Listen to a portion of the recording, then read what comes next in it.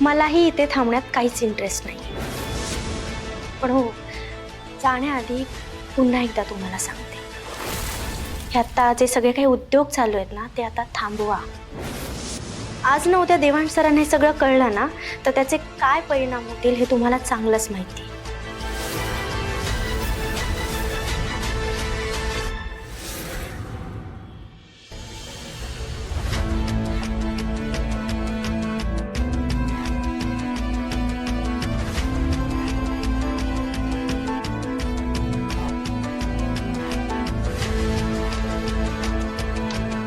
अरे सुमनताई, वरुण, कशात तुम्ही? आणि अशा दारात काय थांबलात? या ना, तुमच्या लेकीचं घर आहे. बसा बसा. वरुण बरा आहेस ना रे? ताई, ताई बघ, आई आणि वरुण आलेत. पाणी दे बाळा त्यांना. ताई, सुमनताई आल्या. काय म्हणता? खूप दिवसात आपलं बोलणंच नाही झालं, नाही का? तुम्ही काय म्हणताय? एकदम छान. वरुण, काय चाललंय? कसं चाललंय? सगळं छान? हो, मस्त सुरू आहे. Very good. आई, वरुण, तुम्ही अचानक कसे काय आलात? का आमंत्रण द्यायला आलं? आमंत्रण कसलं? अगं हो, त्यांना पाणी तर पिऊ दे. हो.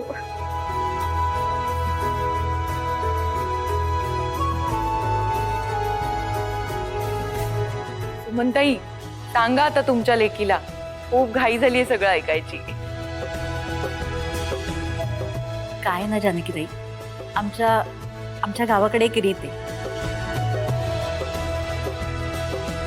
लग्न झाल्यानंतर जोडप्याने गावाकडे जायचं, ग्रामदेवतेला अभिषेक करायचा आणि गाव जेवण घालायचं. म्हणून गावाकडची लोक खूप आग्रह करतायत देवांशरावांना आणि सईला गावाकडे पाठवा म्हणून. अरे वा. काय ना, लग्न झाल्यानंतर कधी योगच नाही आला, म्हणून म्हटलं त्या दोघांना गावाकडे पाठवावं. म्हणजे गाव पण फिरून होईल त्यांचं आणि रीतभात पण पाळली जाईल. हो ना. आई, मला तर खूप उत्सुकता लागून राहिली आहे. नाही म्हणजे बरेच वर्ष झाली आहे मी माझ्या गावीच गेली नाहीये.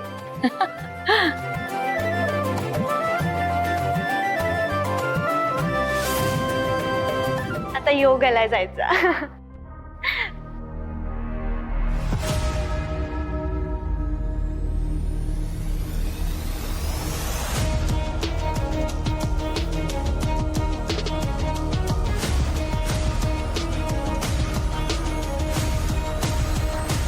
आई, अगं तू का उभी राहिली आहेस? तू वयाने मोठी आहेस त्यांच्यापेक्षा. बस तू. वरुण, तू पण बस. बसा ना सुमनताई.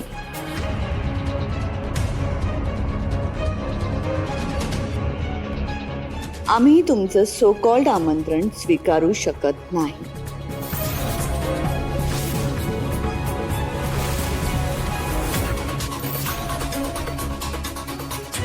त्यामुळे माझा मुलगा गावाला बिवाला अजिबात जाणार नाही.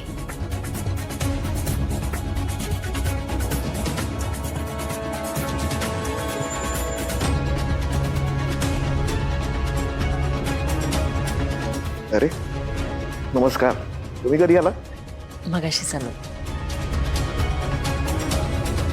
ताई, अहो असं का म्हणताय तुम्ही? नाही, त्यांची तशी परंपरा आहे आणि लग्नानंतर सई आणि देवांश पहिल्यांदाच जाणार आहेत.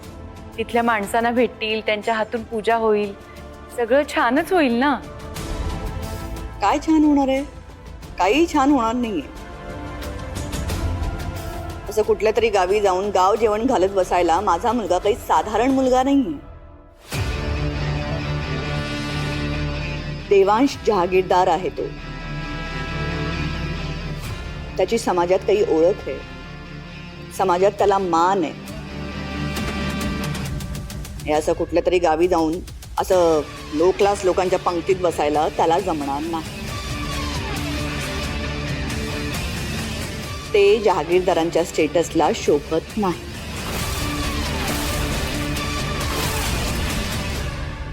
नाही पण भैरवी एक मिनिट, इथे स्टेटसचा प्रश्न येतोच कुठे? आता काही रूढी, काही परंपरा या पाळाव्याच लागतात, नाही का? आणि मुख्य म्हणजे लग्न झाल्यापासून देवांश आणि सई कुठेही बाहेर गेलेले नाहीये, तेव्हा त्यांना देखील काहीतरी चेंज होईल. आणि आपल्या देवांशने तर गाव पाहिलेलाही नाहीये आणि त्याला देखील एक चांगला अनुभव मिळेल, नाही का? त्या अनुभवाचं काही लोणचं घालायचंय दादा? आपला मुलगा बिझनेसमन आहे आणि देवांशकडे बिझनेसचा चांगला अनुभव आहे. That is enough. त्यासाठी त्याला गावी जाऊन वेगळा अनुभव घ्यायची गरज नाहीये. आणि नवरा बायकोला जरा चेंज हवाच असेल तर त्यांनी परदेशी जावं. गावाला कशाला जायचं? पण तशी परंपरा असते ना ताई, आणि गावाकडचे लोक सगळे त्यांच्या वाटेकडे डोळे लावून बसले असतील. मग मी काय करू? काय करू? आपण सांगितलं होतं का त्यांना गावच्या लोकांना शब्द द्यायला? आणि देवांश गावी गेला तर इथलं ऑफिसचं काम कोण करणार? भैरवी अगं 2-4 दिवसाचा तर प्रश्न आहे फक्त. सगळं मॅनेज होईल. मला नाही वाटत कसला प्रॉब्लेम होईल. आणि एरवी देवांश सतत कामात बुडालेला असतो, त्याच्याकडे वेळच नसतो. दुसरा काही विरंगुळा सुद्धा नाहीये. अनायसे चांगली संधी आलीये. काही जाऊ दे ना त्याला. म्हणजे देवांशला काम बाजूला ठेवून गाव बघता येईल, एक वेगळा अनुभव घेता येईल. प्लीज जाऊ दे ना. तुम्हाला वेळ लागलाय काय? यांच्या आणि आपल्या राहणीमानात जमीन आसमानाचा फरक आहे. इथेच ही गत आहे. गावात बेसिक सुविधा सुद्धा नसतील.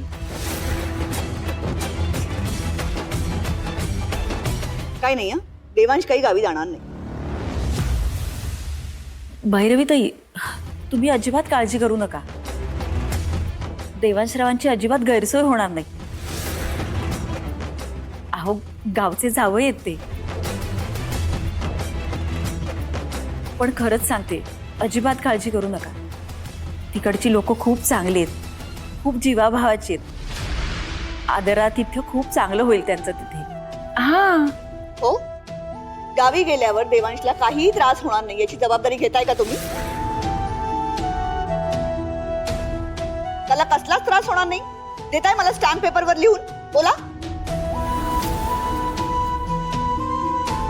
चला, कोणी काहीच बोलत नाही